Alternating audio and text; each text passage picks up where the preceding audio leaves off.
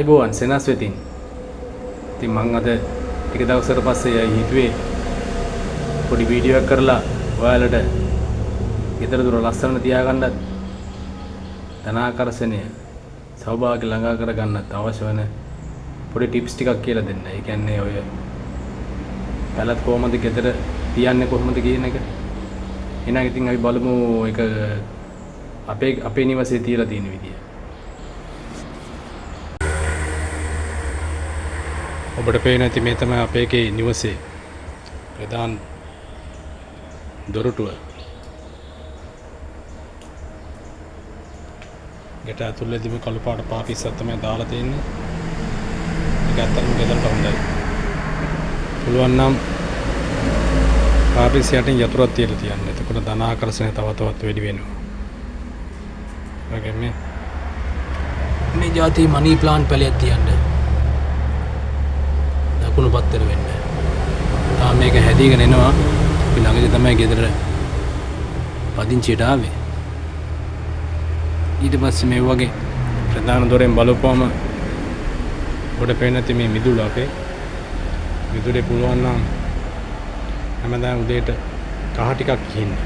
ඒක ගෙදරට සෞභාග්‍ය ධනවාසම උදා වෙනවා. ප්‍රධාන දොර පුළුවන් තරම් ලස්සනට පිරිසිදුව තියාගන්න. ප්‍රධාන දොරෙන් තමයි සියලු දේවල් ඇතුල් වන්නේ නිවසට. පේනවනේ.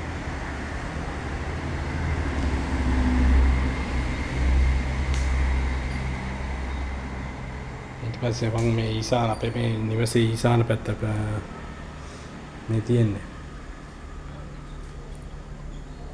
ඊසාන පැත්තට වෙන්න අර උසයන් නැති පුංචි උණකස් තියෙන්නේ. මේ වගේ හිටව ගන්න. මොනවද දැන් තාම හිටවල තියෙන පැල තියෙන්නේ. මේ හැදීගෙන යන්නේ. හැබැයි උසයන ගස් තියන්න එපා. නිවසට ශක්තිය ඇදී ඊසාන පැත්තෙන්නේ. ඊසාන කොනේ මම මේ જાතියේ මනි ප්ලාන්ට් එකක් තියලා තියෙන්නේ. මේ බලන්න. තාම මේක හැදීගෙන ඉන්නේ. ඊට පස්සේ බිරිඳගේ ආදරෙත් අම්මගේ ආදරෙත් වැඩි වෙන්න පුළුවන් නම් නිත්‍ය පැත්තට වෙන්න මේ රතු පාට මොන හරි තියන්න.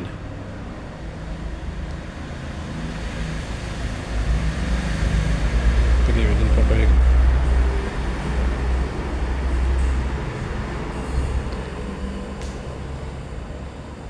සුබ වන්නට කියා උදේ පාන්දර නැගිට ගමන් ප්‍රධාන දොර අරින්න.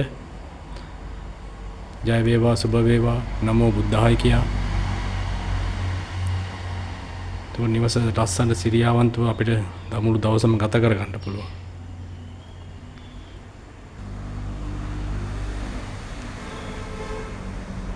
ඉතින් මම මේ හිතුවේ පොඩි ටිප්ස් ටික ඔයාලට කියලා ඔයාලගේ ජීවිතය සාර්ථක කරගන්න තමයි මට මේ හිතුනේ. පොඩි වීඩියෝ එකකින් මගෙන් ඔයාලට ඉදිරිපත් කරන්න.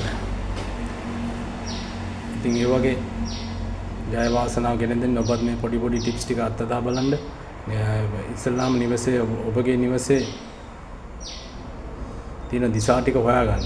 ප්‍රධාන දොර තියෙන පැත්ත නැගෙනහිර කොහෙද, දකුණ කොහෙද, නීරිත කොහෙද, ඊසාන කොහෙද කියලා තියලා බලලා ඊට අවශ්‍ය විදිහට අර මම කලින් කිව්වා වගේ ඔයගේ පොඩි ටිප්ස් ටිකක් කරන්න. ඒකට ටිකක් කරලා බාතදා බලන්න. ඉතින් ඔයාලට වෙනස තේරෙයි.